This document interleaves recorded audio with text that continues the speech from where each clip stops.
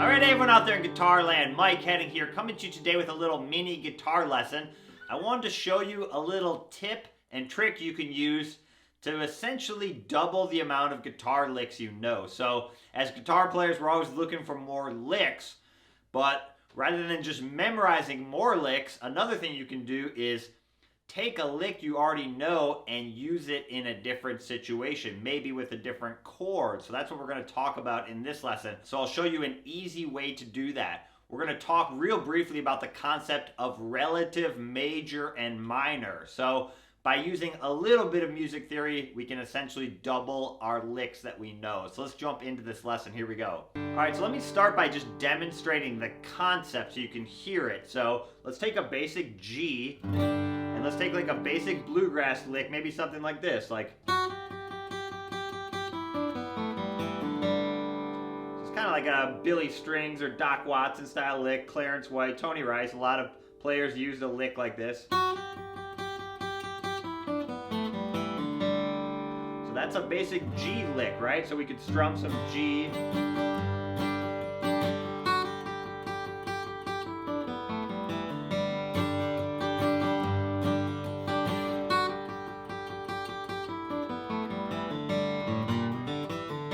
Do a G run right after it, right? So a very common bluegrass lick in the key of G. Okay, so let's break down how to double the lick. So what we need to do is look at the very last note of the lick.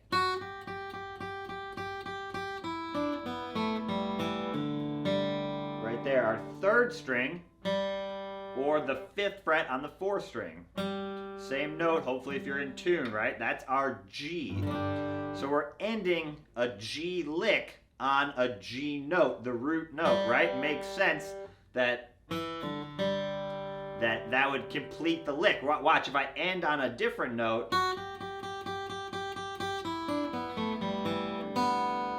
I can end on a different note that technically works with the scale of the chord, but you can hear it doesn't sound complete until I play that last root note, right? So that's kind of what makes it a G lick in essence, is that ending note in a kind of a basic music theory sense. We're ending on that root note, which kind of makes it a G lick.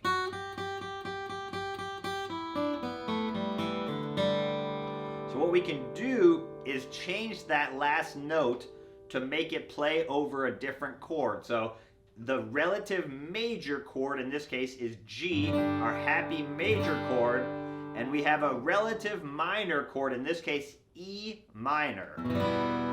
So that chord, and we'll break down in a second why this works, but basically just remember that each chord has a relative major and then a corresponding minor chord that's associated with it, in this case E minor. In this case our root note is the 2nd fret on the 4th string, or the low 6th string, or the high 1st string, okay? So we have a couple options. But what we can do is, watch, we can play that same lick and now end on a different root note, and it'll sound like an E minor lick. So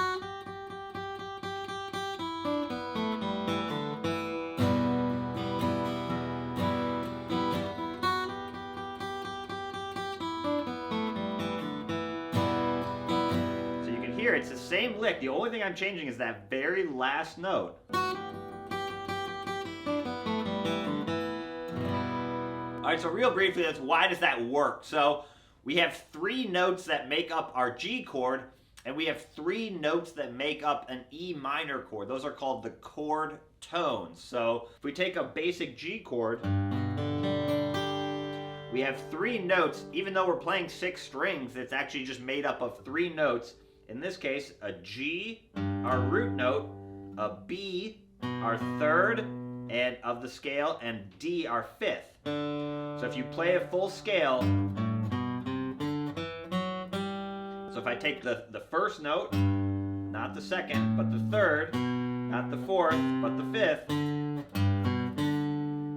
and then we have the 6th, 7, and then we start over. And then 2, 3, so right there's another chord tone, 4, 5, another chord tone, 6, 7, back to root, another chord tone.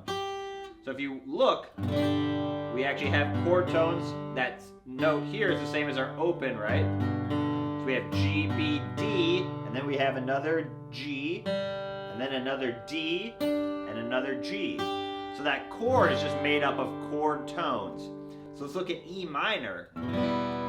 So we actually have 2 out of the same 3 notes as a G. That's why it's closely related. We have the B, and we have the G, and then we have, instead of a D, we modulate that note up a whole step to an E. And that D note that's in our G chord is actually the flatted 7th of E minor, which kind of makes like an E minor 7. So you don't have to remember all this theory if you don't want to. The broader point that I want you to remember is that there's a major chord that has a corresponding minor chord that's very closely related to it. That's really, in essence, all you need to remember. And then what I would do is memorize a couple common ones, and we'll go over those in a second, but G and E minor is a very common one. So another thing that's helpful for this is if you hear a minor chord in a song that's in the key of G, E minor is a really good one to start. If you're not sure what chord it is, E minor is a really good guess, okay? So that's kind of the essence of why it works, is that those 2 chords, the chord tones that build each of those chords are closely related, okay? So let's look at a couple other licks, maybe something like...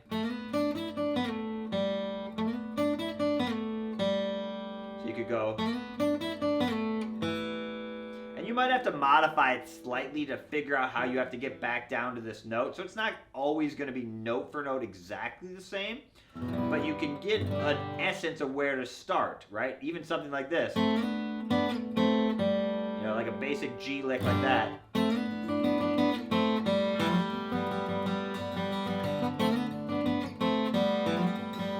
You could do something like...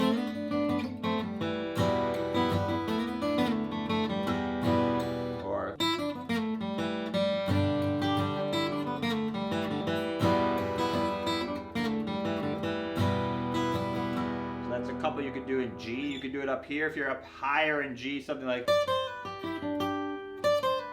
a little Tony Rice lick like that. So that's our root note there. So where's our minor is here. So that's our E. So you got a minor chord right there. So if you want to know how to find the relative minor, what you can do is find your root note and then walk down 3 frets. So 1, 2, and then open. Or if you're here, right, this is your G root. 1, 2, 3. So that's how you find the relative minor. You find whatever note you're on and you move it down 3 frets. It doesn't matter even if you know what note it is. Let's say I'm right here. So I'm there. I go down 1, 2, 3. So in this case, that's a D. And we're going down to a B, which would be B minor. And we'll break down some more of these relative minor chords in a second. But that's how you find what note it is. You go down 3 frets. Whatever string you're on, it doesn't matter what string you're on. Okay? So let's look at a couple other ones. Another very common one is C, and then the relative minor is A minor, right? So here's a good example of that chord tone concept. Watch my chord of C. I actually keep these 2 fingers down, and all I have to do is move my 3rd finger to make A minor, so that you can see how these chords are closely related because I don't even have to lift up 2 of my fingers, I just keep those down. Okay, so let's say I have a lick like this. Like a Doc Watson style lick. I can go down there.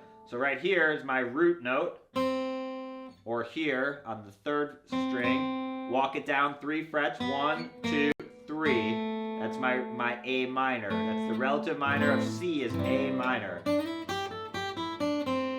I can land here, or I could play a lick like this, like...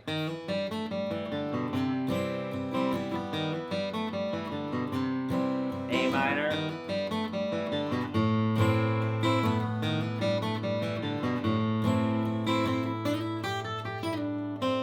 Doesn't matter what lick you're playing, you could play something like that, right? Your minor's right there. also a good way to learn the fretboard because you start hearing where that minor is.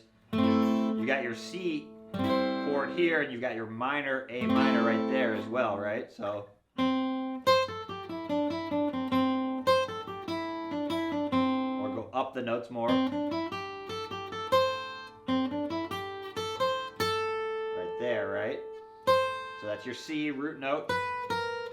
So always just practice walking down 3 frets. 1, 2, 3, and that's where your minor is. So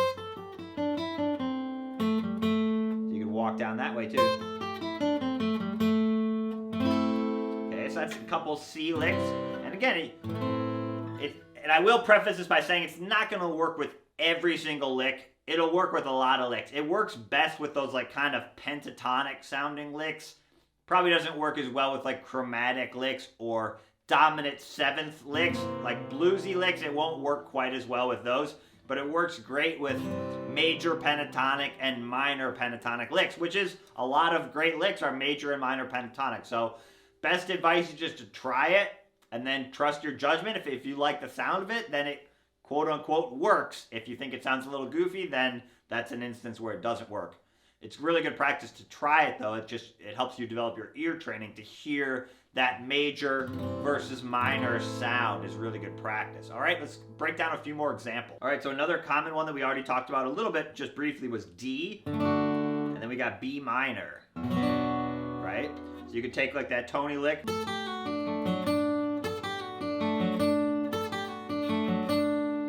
So that's your root here. In this case, our minor is here. Our root is also here, walking down 3 frets. Right there, right? So that's our minor. Right there, you got a B minor. Or it kind of works on like a fiddle tune too, like something like.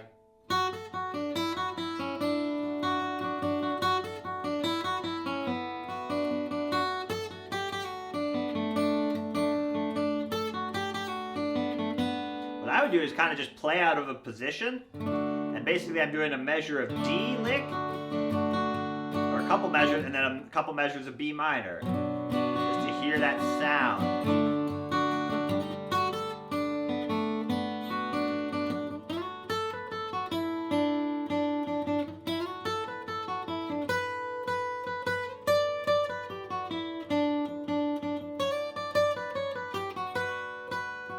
So what I'm practicing when I do that is not perfecting every lick that I'm playing in that situation. It's more practicing developing my ear training to hear the major and minor sound. That's really what I'm focusing on. And then I'm focusing on finding where my root notes are with what key I'm playing in. So I always have a spot to solo. If I'm down here, I can take a solo in D. If I'm up here, and then now I know where those relative minor are. So if I have a B minor lick I have a solo shape up the neck I can play it on. So that's very handy. Another common one would be like E, you know, something like that. So if you walk it down, your E is here, walk it down 3 frets. It's your C sharp minor. You see, I have something like.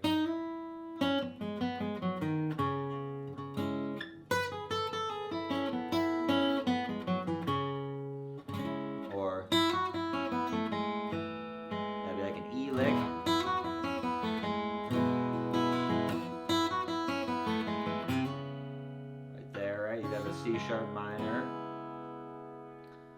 So what I really like about this concept is you can apply it whatever level you're at. So if you're playing really beginner licks, it still works. If you're playing more advanced licks, it still works, okay? So let me show you one more thing is if you encounter a minor lick, it actually works in the other direction as well, because up until this point, all the examples I've shown you have been major to minor. But what if we take a G lick, like a bluegrass lick, like something like this? So that might be played over a G major chord, maybe in a song like 9 Pound Hammer, Sitting on Top of the World, if you want a bluesy little lick. But in essence, that's actually like a G minor sounding lick. Okay? So if we take that, so let's say, I'll show you how to realize that it doesn't work. So watch if I play that type of lick. right? So that's ending on a G. If I play that lick into an E minor, it really doesn't sound quite right. It clashes, right? So that leads me to believe that that G lick that I was playing wasn't actually a major lick, it's actually a minor lick. So that's a G minor lick. So now I take my G here, I walk up 3 frets. That's a B flat. So B flat, or here, is the relative major of G minor. Right? So I have a G here, I can actually walk that up 3 frets, and that's my B flat, so I could play something like this. And that's now a B flat lick. You hear that? So you can see it works in both directions. That's what's really cool. So if you know a cool A minor lick, you could practice converting that to C, and vice versa. If you know a cool C lick, work on converting it to A minor. All right, I don't want to throw too much at you at this one lesson. I know I've thrown a lot at you. Definitely don't expect you to digest all of this in one lesson. I really wanted to just slightly open that door in your mind that, hey, maybe there's another situation where I could use this lick that I already know. That's really powerful. It's really cool. Think about you have a really great joke, and now you've just found this new context to use it in. That's kind of how I think of licks, and making these subtle alterations to the end of the lick so I can use it in a new situation. If you have any questions, just shoot me an email. Good luck and keep picking. You got this.